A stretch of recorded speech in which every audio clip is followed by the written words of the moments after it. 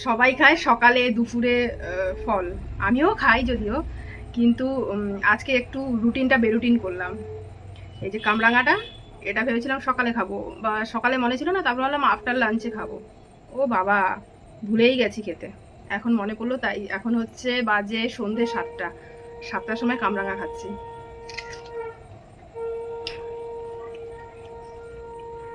ভাইরে ভাই, সেই লেভেলের টক। টক ভালোবাসি খেতে। আগে প্রচুর টক খেতে পারতাম, এখন এত টক খেতে পারি না, বাট ভালো লাগে, ভালোবাসি টকটা খেতে। আবার বিট লবণটা দেখতো, এতক্ষণ মনে ছিল না যে বিট লবণটা দিয়ে খাবো। আশা করি এখন একটু কম লাগবে। যাই হোক, দেখি। কমই লাগছে আগের থেকে। বাবা, চোখ বন্ধ হয়ে যাচ্ছে আমার টকের ঠেলায়, তারপরেও খাবো। টক খেয়ে যদি চোখ না এরকম করি, আর যদি বাবা কি টক এরকম যদি মানে এক্সপ্রেশন যদি চেঞ্জ না হয় টক খেয়ে, তাহলে টক খেয়ে কি ফায়দা?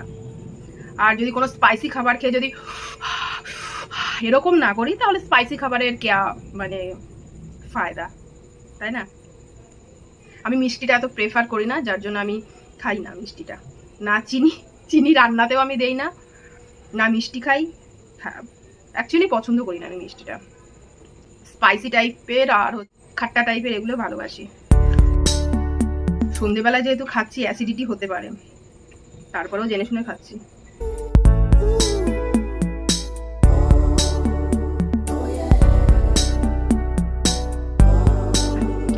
টক